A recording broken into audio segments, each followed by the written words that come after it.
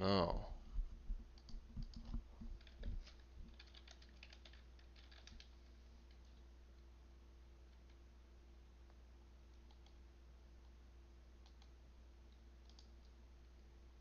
March 13th. These are all old. Okay. What is this? Welcome back to Call It What You Want. It's your favorite segment, Americans Abroad. And we're going to talk about some notable performances from our player pool. We're going to start with Haji Wright. Scored the equalizer against Manchester United to take the FA Cup semifinal to extra time. He had an assist in extra time, but he got slightly offside. That would have been next level. Unfortunately, Coventry loses in penalties to a Man United team that's not very good. Then Gianluca Busio, he scored the winning goal versus Lecco for Venezia. That is a big deal. Cameron Carter-Vickers played a full 120 minutes as Celtic reached the Scottish FA Cup final after winning in penalties in the semis. Luca de la Torre returned from injury in a 4-1 win, a big 4-1 win for Celta Vigo over Las Palmas. And then Gio Reyna makes his second straight start in a 2-0 defeat for Forest against Everton. That one's going to hurt Forest a little bit as they try to stay out of the relegation zone. But we had some other notable performances. Johnny Cardoso had a very good performance for Real Betis. Big win for them over Valencia. Keeps them in the conversation to finish in 6th in La Liga. Tanner Testament actually had the assist to Busio in that game for Venezia. Charlie, I'm coming to you first. Who really stood out for you? Who do you want to highlight? I want to highlight Chris Richards, just getting back in the team. It's been, 4 matches before since we've seen him play. So to see him in the team against a strong West Ham side who's been up and down this year, but relatively they have some good players, especially if you're talking about Mikel Antonio Kudus, Lucas Paqueta, and Ward Prowse, right? Those are players who can hurt you on their day. And I mean, they absolutely blew out West Ham. It wasn't even a contest. And I thought he was really good on the day, just his positioning, completed 96% of his passes, only 2 he didn't connect. So I think from that standpoint, he is exceptional when you're not asking him to make the game for you. You want Chris Richards to be a center back and defend first and foremost. The other 2 players, Anderson and who do you play alongside? Anderson, they played in a back 3. Anderson and Klein. They took most of the touches building out of the back, and so I really like what I saw from Chris Richards. I think this season has been awesome for him for his growth and development, playing consistently in the English Premier League, and it took him a while to get in. But kudos to Chris Richards. We all know what a good person he is, so it's good to see that. Yeah, it's exciting. Now even more relevant since we've lost Serginho Dest for the Copa America as well. If we want to slot into that back 3, and we know that Greg listens to the show from time to time, make sure you hit like and subscribe, Greg. We appreciate that. Jesse, player to watch, Americans Abroad. Who are you going with? Why are you stirring the pot, Jimmy? Why are you stirring the pot? Part of my charm, Jesse. He can't help it. Text also, coming through. Cameraman. We potentially lost Serginho Dest. We don't know for sure if we lost Serginho Dest, but I'm projecting my fear that we maybe lost Dest for anyway. I already talked about my Americans Abroad. I talked about Timo Weah and Weston McKennie. So the only thing I'm gonna touch on is that Tyler Adams again was not in the squad. So I think it's 3 or 4 matches in a row since he had the 90-minute performance. This was a discussion point when he came in with the national team, and then when he played 90 minutes when he went back. Again, but don't you think it would have been fine if he played 60, Jesse? But I think it would have been hard either way, Charlie, because when you travel across the continent, you haven't played football in a year. Really. He played 1 match in the fall, or like a 20-minute match, and he's hardly played.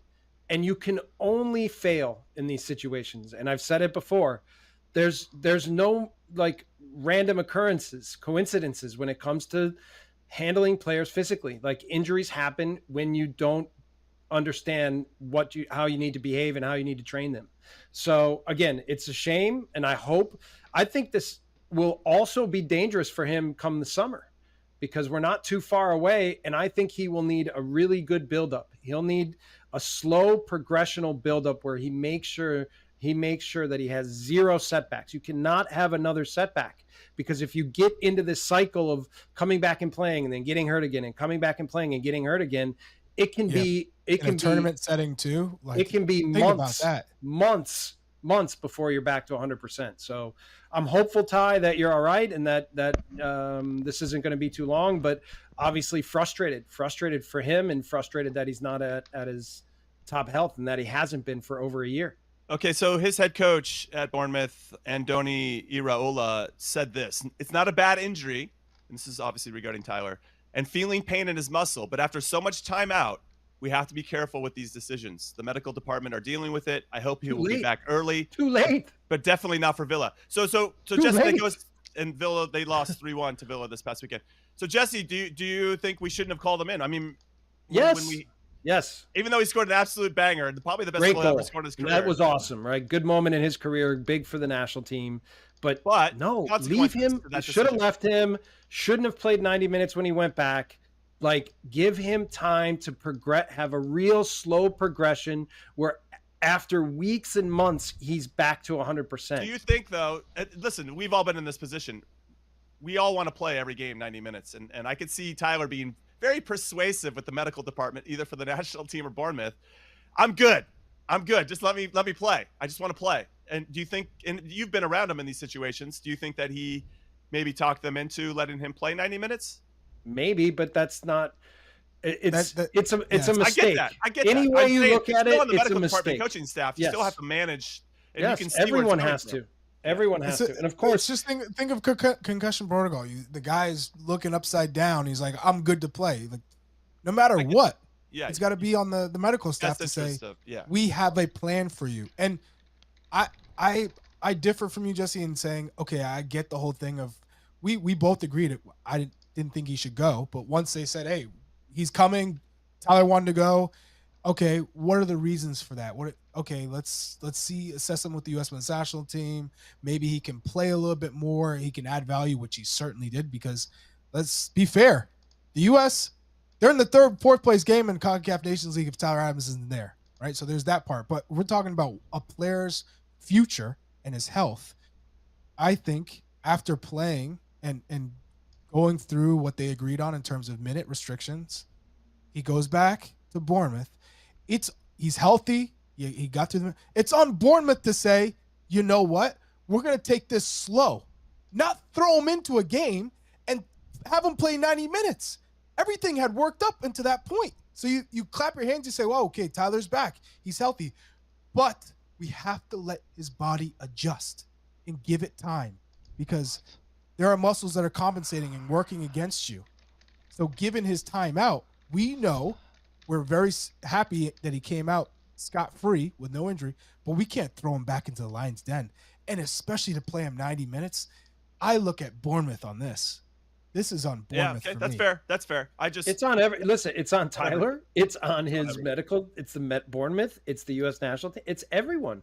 Everybody. It's everyone. Like, and again, this I have experience with Tyler specifically and players that are injury prone, and you have to always be very, very cautious. Very cautious. You have to go slower than you normally would with most return to play protocols, and you have to know exactly what their pitfalls are. And after a year out, again, a year out and not playing, this is that don't discount that. A year off from not playing is a long time. Long ass time. Yeah. No, that's true. That's true. All right. My player, we took a little sidebar there, and obviously, hopefully, Tyler's coming back sooner rather than later. But my player is Haji Wright. And Coventry, we're down 3-0 with 20 minutes left to go in the FA Cup semifinal at Wembley. And the capitulation for Manchester United started. And then there was a penalty. Aaron Wan-Bissaka got a handball called against him, 95th or 90 plus 5 extra minutes. And I thought, okay, who's going to step up for Coventry and take this penalty? And when I saw Haji Wright, guys, I was like, oh, my God. Haji's going to step up. Please don't miss. Please don't miss. Please don't miss. And he couldn't have taken a more cool and calm and collected penalty than he did. And then when they went into penalties, he took another one and buried that. I'm like, buried it. This guy, ice in his veins. So very excited to see Haji Wright perform. What about the offside? The offside was so close. Listen, Aaron Wan-Bissaka, totally unaware of like everybody else holding the line. That guy is not a Manchester United player for me. That's a whole different conversation. I think he's a good player, but when I think about Man United and the types of players that they used to have, he doesn't fit that mold for. He's just not even paying attention. Anyway, we've seen it across the board, and that's me from the defensive side. That's me on the defensive side. I'm getting a little bit into my defensive instincts there, but Haji Wright's so close. In general, isn't it so great to see? Again, I've referenced before on the show. I remember watching Haji Wright when he was 15, 16, right, and always thinking he had such big potential. And now it just seems like it's maybe taken him a little bit more time, and maybe he hasn't always felt at home in the environments he's been in, but he really seems now like it's coming together, like he's gathering confidence, like the belief he has in himself. You mentioned the penalties, but I just think his performances in general this season have continued to elevate, and he's on a real upward trajectory. So amazing. And he still has so much potential for me to get even better physically. Like, he's technically gifted. He's good around the goal. He's got almost all the tools that you need. So he has potential. He has potential to get better and better. Yep. Yeah. I'm excited to see how he does and how he's utilized in our friendlies and then Copa America, of course, and obviously scored a couple goals in the Nations League. All right, some notable upcoming fixtures. By the time you hear this, the Milan derby will have happened. Obviously, that has implications. If Inter win, they will win the Scudetto. We'll see if that actually happens or not. But there's some other ones. Tuesday, Lazio versus Juve. That's 3 p.m. Eastern. Coppa Italia semifinal. That's on the Golasso Network. Wednesday, Monaco versus Lille. That'll be 1 p.m. Eastern. Premier League time, Crystal Palace versus Newcastle. That'll be 3 p.m. Eastern. Also on Wednesday, a little nightcap for you. Columbus Crew taking on Monterrey, the first leg of the Champions Cup. That'll be 8:15 p.m. Eastern. And then Thursday, tied up with a little Heerenveen versus PSV. So that's the schedule of the big games that are happening this week.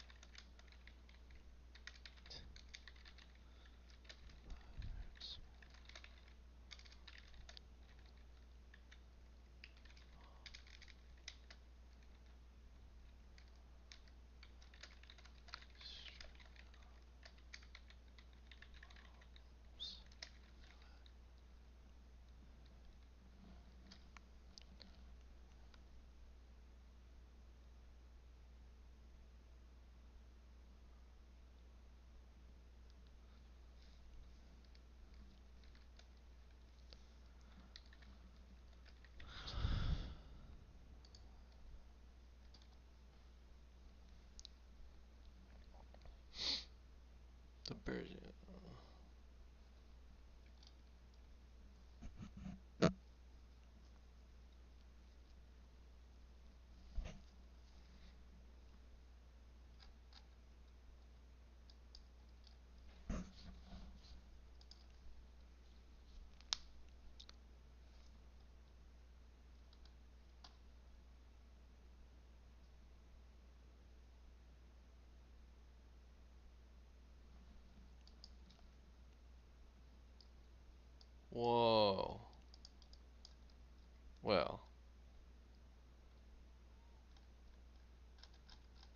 That's cool. It's online. I mean, I know the other guy posted it. Yes.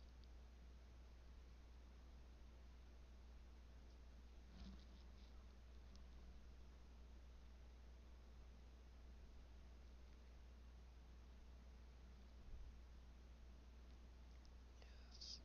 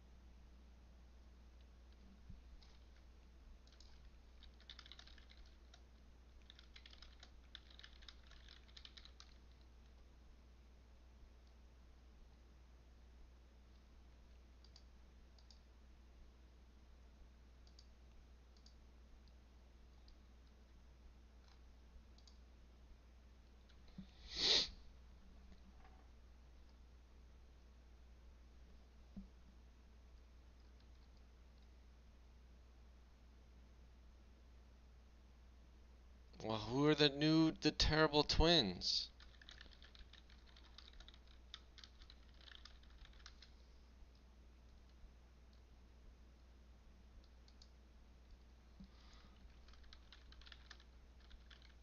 It's championed by David Lloyd George and Churchill. That's what I thought. That's a young Churchill.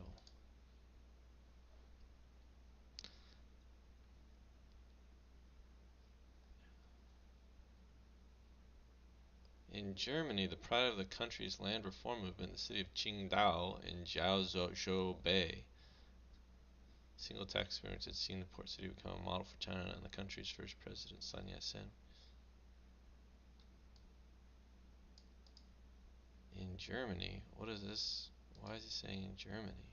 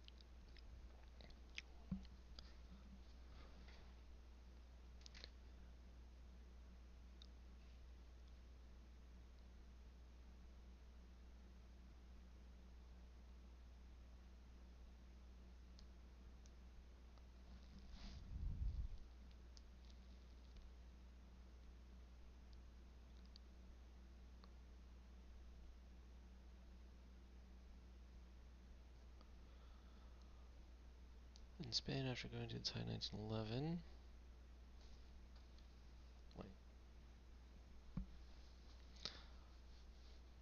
They implemented local land value taxes in 1917 and 1918, and they were rattled by the inflation of 1919 in an effort to implement land value taxation at national level by Mihaly Karolyi was upended first by a communist takeover and then by the installation of Miklos Horthy's dictatorship. Wow. In Spain, after going to its height in 1911, the German found itself suppressed along with the rest of the left by the dictatorship of Primo de Rivera at the conclusion of the war.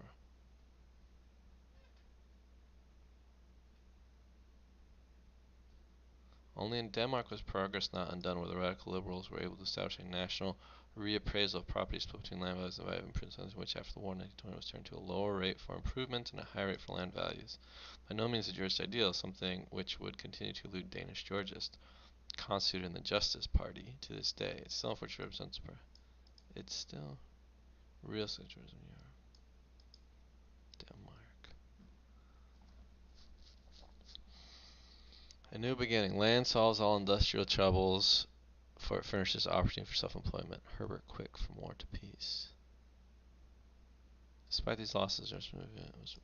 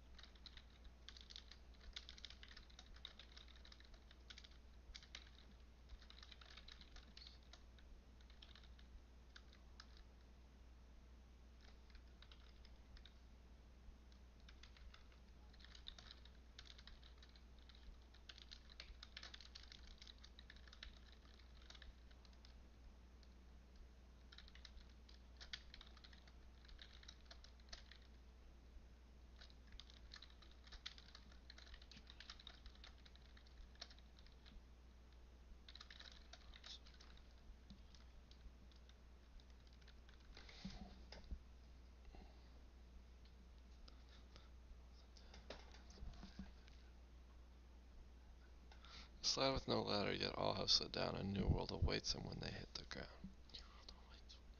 A slide with no ladder, yet all have slid down. A new world awaits when they hit the ground.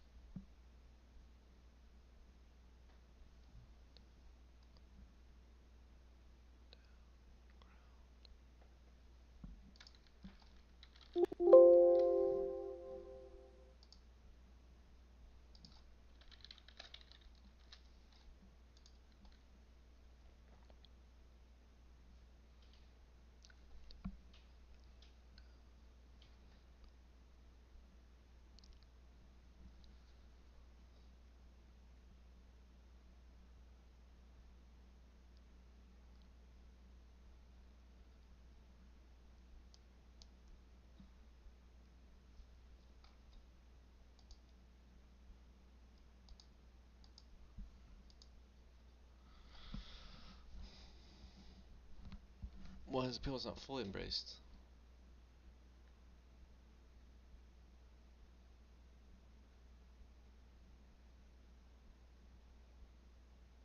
Franz Oppenheimer.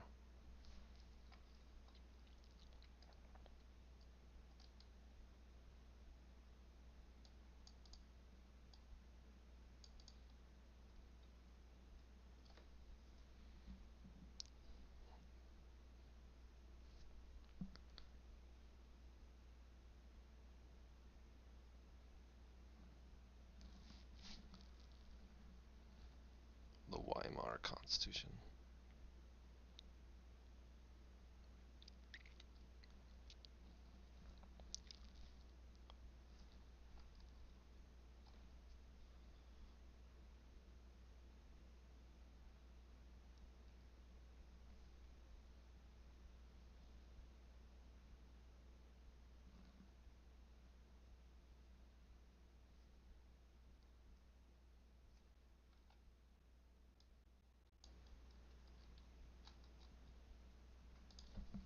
BRB.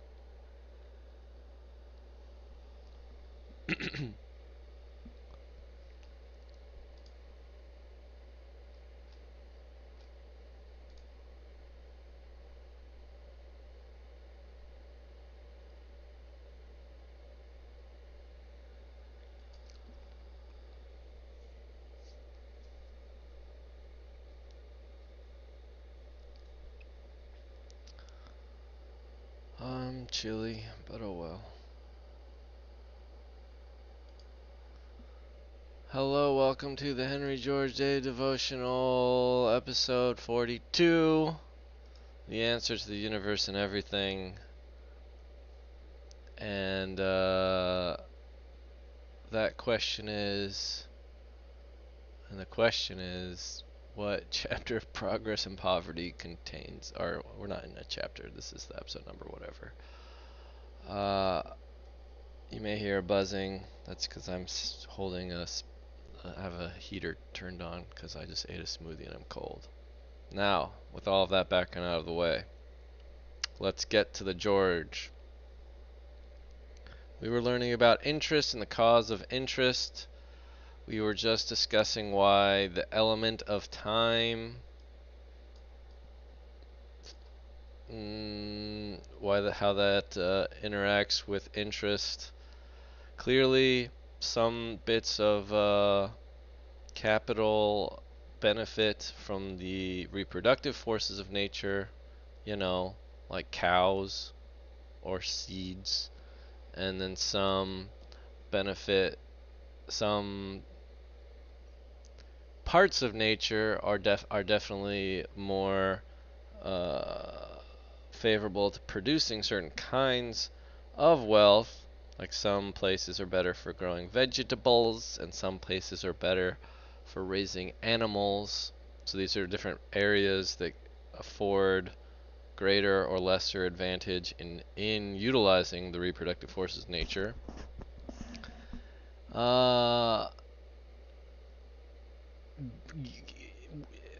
Greater or lesser advantages in letting you utilize capital like seed or stock of cattle, because you would still need to have capital to utilize those processes. And then the question is, which I'm still a little bit confused on, is like, but I'm not like hung up on this. Like I don't see how it's absolutely necessary for the rest of this. About how exactly these things relate to getting interest when you lend out some, non-living or growing bit of material like a carpenter's plane. I just always replace that with hammer in my hammer in my mind. I could see how if you're gonna become a Silvio Gessellian kind of Georgist, that you would really want to dig more into this about interest. And I do think that our banking system needs reform, but I also know that George wrote another book after this called like Social Problems or something, and maybe wrote more about banking there. I don't know. I haven't read that. I'm thinking I might read that to you after finishing reading Progress in Poverty. And I do feel like I would want to learn a little. I mean, I have my intuitions about the Fed and Keynesianism, and anyway, I don't think that is as significant a problem as land monopoly, but it could be probably addressed better, or maybe it doesn't even need addressing. You just need to abolish the Fed.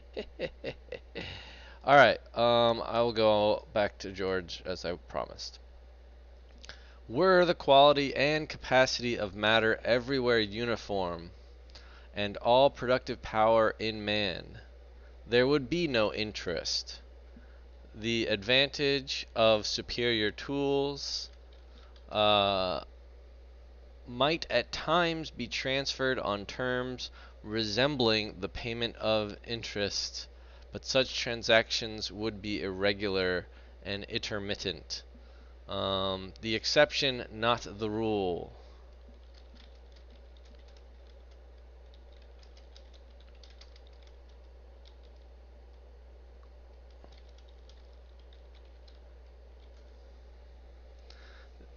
For the power of obtaining such returns would not, as now, inhere in the possession of capital, and the advantage of time would operate only in peculiar circumstances. that I, having $1,000, can certainly let it out at interest, does not arise from the fact that there are others not having $1,000 who will gladly pay me for the use of it if they can get it no other way, but from the fact that the capital which my $1,000 represents has the power of yielding an increase to whosoever has it, even though he be a millionaire. For the price which anything will bring, maybe the reason you can lend out capital that doesn't benefit from the reproductive forces of nature is because that capital is, roughly tradable, or you could, with money, it's perfectly fungible with forms of capital that do benefit from the reproductive forces of nature. And so to compensate somebody who has devoted capital to something that does not benefit from the forces of nature, uh, to persuade them to form capital of that kind and lend it out, it has to compensate them for not using it to benefit from the forces of nature. Maybe that's what George was saying in the last episode, and I couldn't quite figure it out. Maybe that's not what he was saying, but I do like that thought. Alright, we will continue. Um, It does not arise from the fact that there are others not having if they can get another, but from the fact that which my $1,000 represents has the power of yielding an increase to whosoever has it, even though he be a millionaire. For the price which anything will bring does not depend upon what the buyer would be willing to give, rather than go without it. So much as upon what the seller can, not depend upon what the buyer would be willing to give, rather than go without it, so much as upon what the seller can otherwise get. For instance, a manufacturer who wishes to retire from business has machinery to the value of $100,000. Remember, these sixes are supposed to be dollar signs. If you're listening to this, the text that we're using has 6,100,000, and the sixes are supposed to be dollar signs. So it's actually $ 100,000. George continues, if he cannot, should he sell? Okay, for instance, a manufacturer who wishes to retire from business, he has machinery to the value of $100,000. If he cannot, should he sell, take this $100,000 and invest it so that it will yield him interest, it will be immaterial to him, risk being eliminated, whether he obtains the whole price at once or in installments. And if the purchaser has the requisite capital, which we must suppose in order that the transaction may rest on its own merits, it will be immaterial whether he pay at once or after a time. If the purchaser has not the required capital, it may be to his convenience that payments should be delayed, but it would be only in exceptional circumstances that the seller would ask, or the buyer would consent, to pay any premium on this account. Nor in such cases would this premium be properly interest, for interest is not properly a payment made for the use of capital, but a return accruing from the increase of capital. If the capital did not yield an increase, the cases would be few and exceptional in which the owner would get a premium. William would soon find out if it did not pay him to give a plank for the privilege of deferring payment on James' plane. William would soon find out if it did not pay him to give a plank for the privilege of deferring payment on James' plane. I can't. Okay, I guess William was the one borrowing the plane. Yeah, I guess he's saying William would soon figure it out if giving a plank to defer payment to James was worth it. In short, when we come to analyze production, we find it fall into three modes, viz. Adapting, or changing natural products either in form or in place so as to fit them for the satisfaction of human desire. Growing, or utilizing the vital forces of nature as by raising vegetables or animals. Exchanging, or utilizing, so as to add to the general sum of wealth the higher powers of those natural forces which vary with locality, or of those human forces which vary with situation, occupation, or character. In each of these three modes of production, capital may aid labor. Or, to speak more precisely, in the first mode, capital may aid labor, but is not absolutely necessary, the first mode being adapting. In the others, capital must aid labor or is necessary, the other modes being growing and exchanging.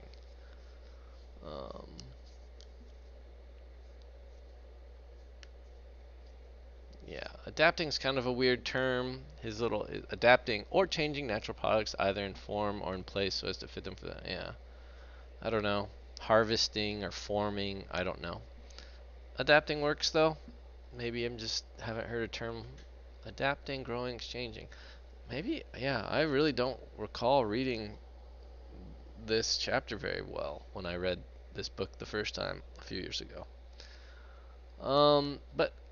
But also, as I've said, I you don't need to persuade me that capital should receive interest.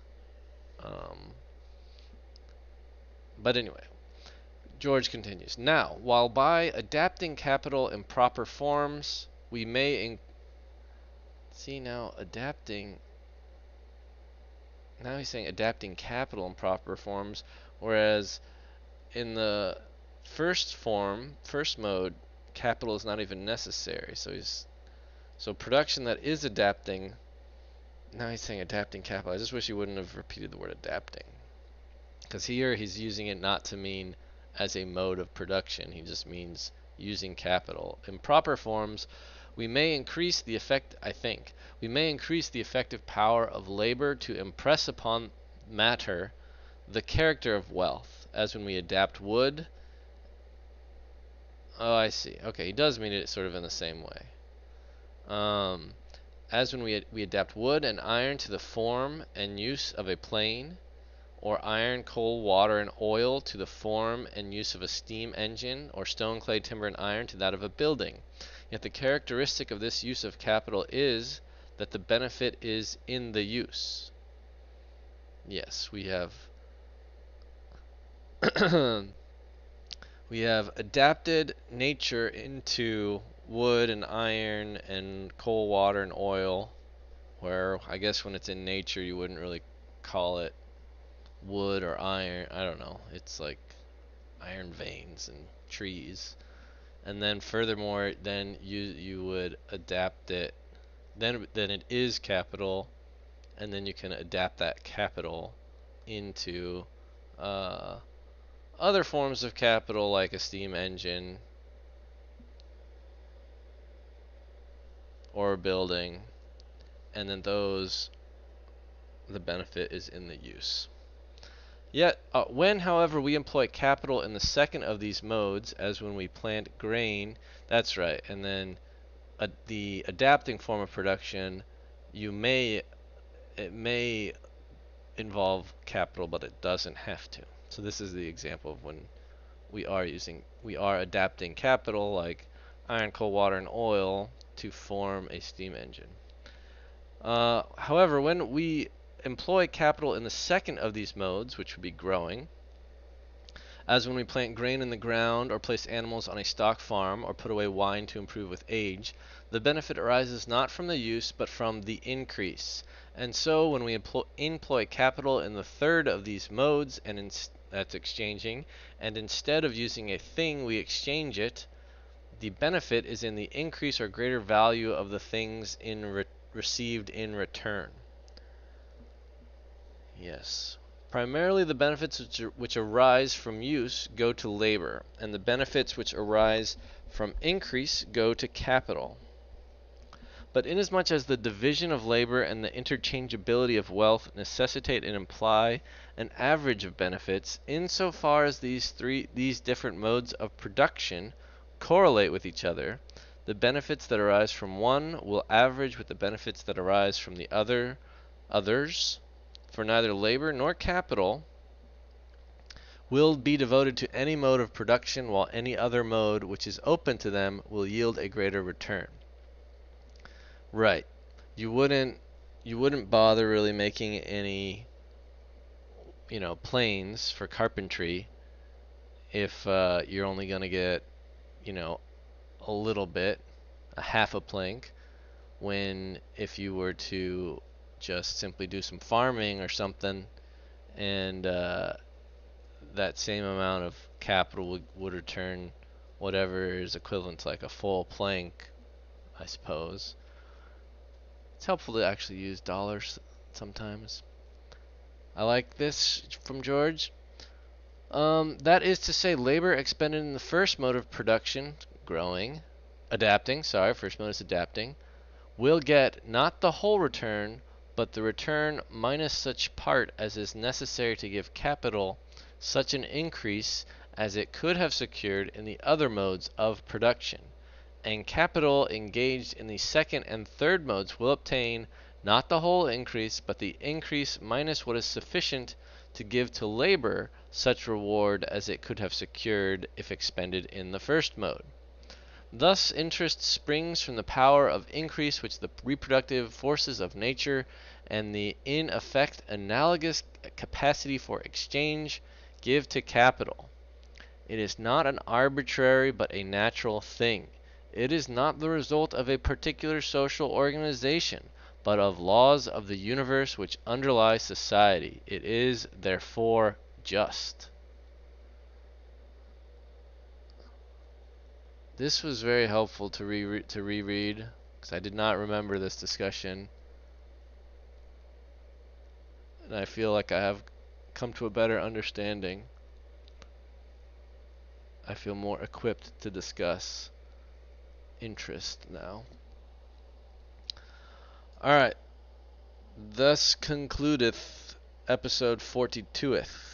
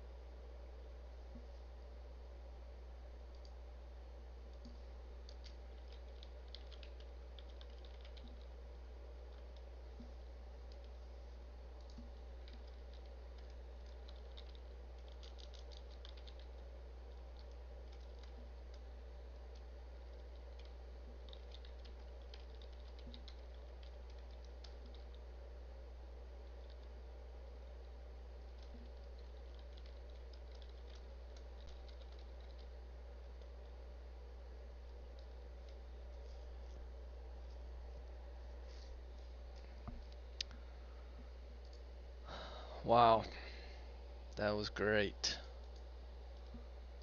Great.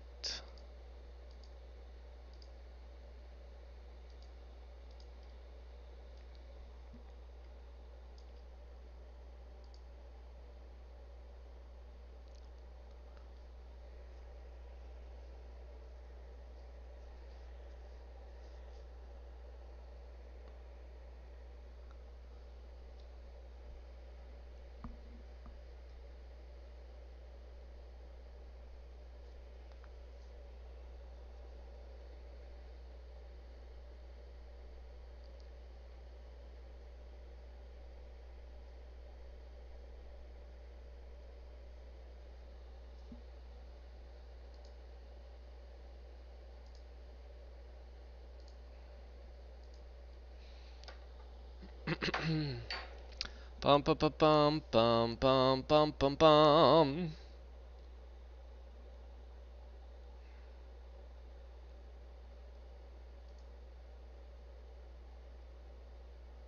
What was I doing?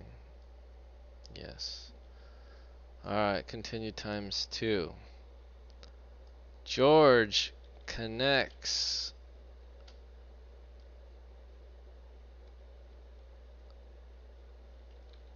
interest to the reproductive forces of nature via the exchange ability of capital, and it's brilliant.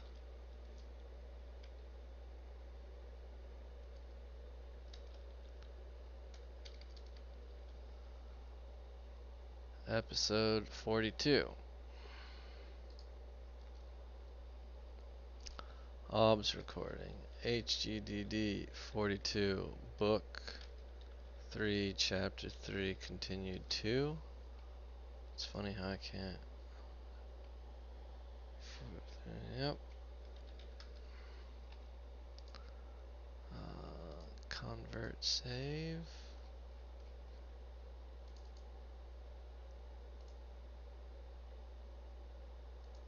You gotta do this every time.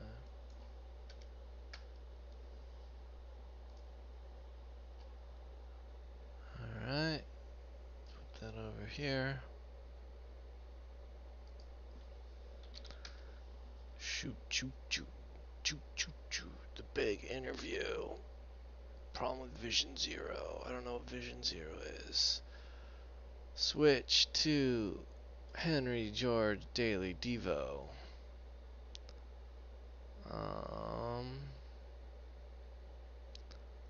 Create. Upload video. The MP4. Motion picture 4.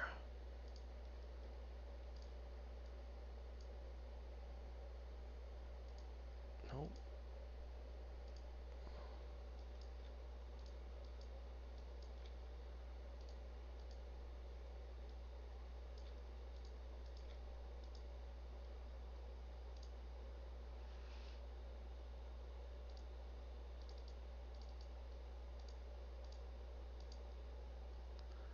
It is made for kids. It's made for all humans.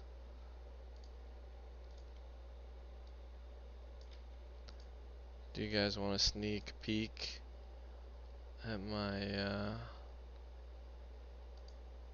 next riddle?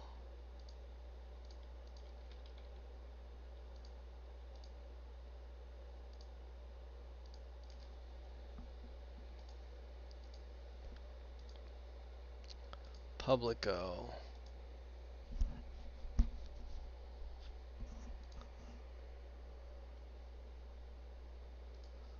Spotify for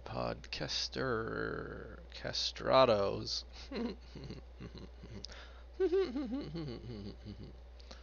Select a file. HGDD. Wave.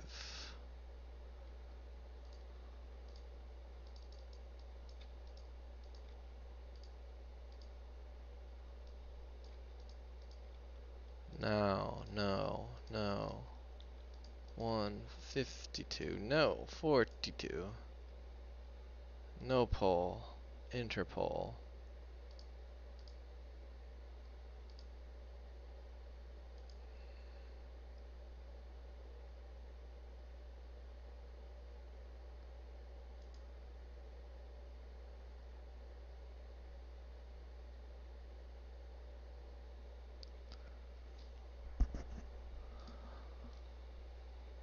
Oh, we're an idiot. Why didn't we finish this? I just love the way that this concluded. Those who talk about abolishing interest fall into an error similar to that previously pointed out as giving its, and this is something I guess socialist Marxists are big into, as giving its plausibility to the doctrine that wages are drawn from capital. When they thus think of interest, they think only of that which is paid by the user of capital to the owner of capital. But manifestly this is not all interest, but only some interest. Whoever uses capital and obtains the increase it is capable of giving receiveth interest. If I plant and care for a tree until it comes to maturity, I receive in its fruit interest upon the capital I have thus accumulated. That is the labor I have expended. If I raise a cow, the milk which she yields me, it is nice that you can just assume the gender of a cow. I know that cow means female cattle, yet, yeah, a cow's a girl. Cows are girls. And what she yields me morning and evening is not merely the reward of the labor then exerted, but interest upon the capital which my labor expended in raising her has accumulated in the cow. And so if I use my own capital in directly aiding production as by machinery or indirectly aiding production, in exchange I receive a special and distinguishable advantage from the reproductive character of capital, which is as real, though perhaps not as clear, as though I had lent my capital to another and he had paid me interest. That is beautiful. Oh.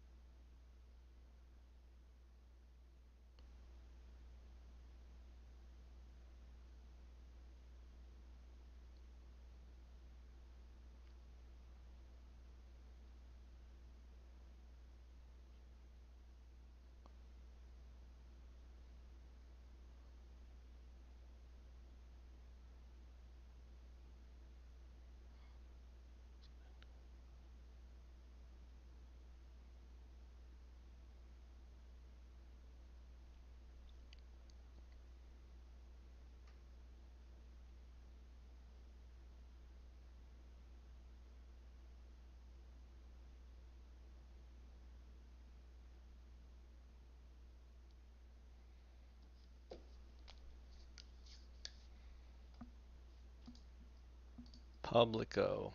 Publisho.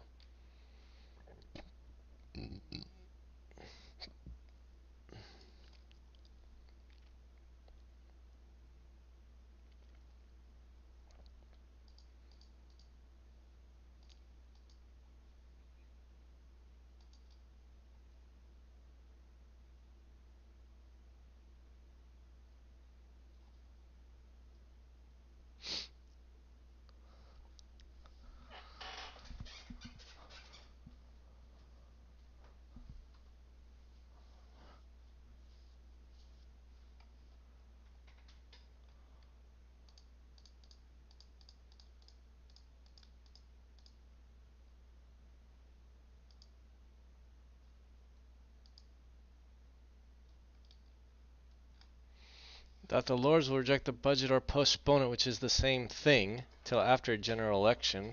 The spokesman of the opposition seem now agreed. No one with eyes and a memory really doubts why they will. What they dislike, as they started by showing quite simply, are the land taxes. It was only when the land taxes were found unexpectedly very popular that this attitude had to be abandoned. All sorts of refinements were resorted to in order that the land-owning peers who condemned the budget because it touched their pockets might be saved. Since then we have a series of alternative cries. Lord Rosebery disclosed the appalling specter of commercial insecurity, happily not visible on the markets.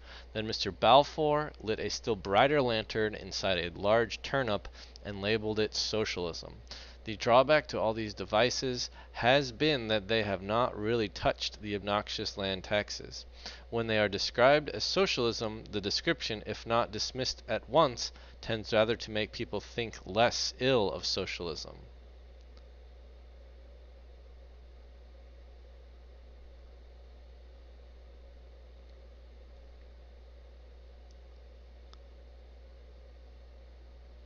The drawback to all these devices has been that they have not really touched the obnoxious land taxes. So is this a 4? I guess this is a, yeah. What?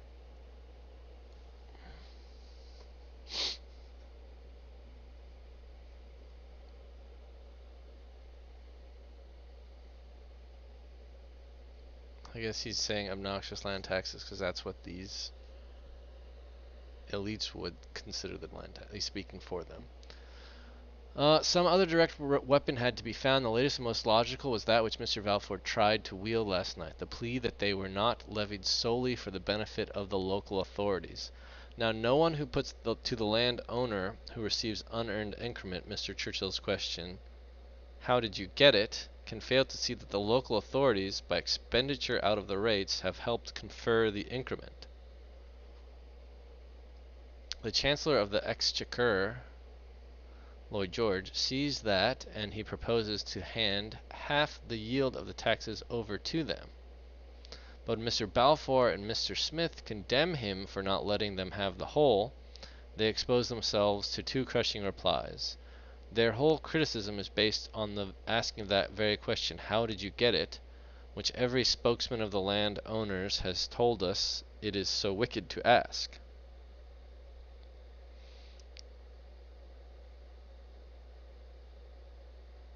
Where a public authority has helped to create a great value, it is justified in taking a reasonable toll of the value. That is what, in defense of the land taxes, we have urged all along. And if, when urged on behalf of the municipality, it is, in Mr. Balfour's words, a simple principle, and one which he appreciates, how, when urged on behalf of the state, does it become socialism and robbery and spoliation, and, in fine, the beginning of the end? Lloyd George's budget proposed a tax on sales of land. It had to be dropped because of opposition.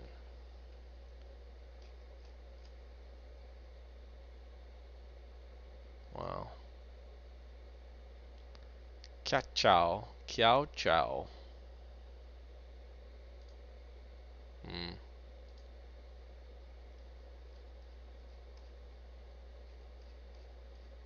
'This is the Spanish, well, he was British and then he went to Spain. Land tenure in Palestine. Whoa. Back in the day. Holy guacamole.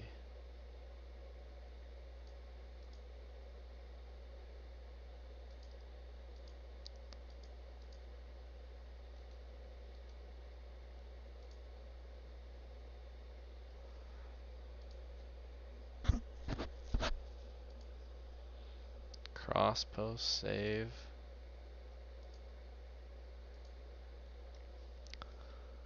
Holy guacamole.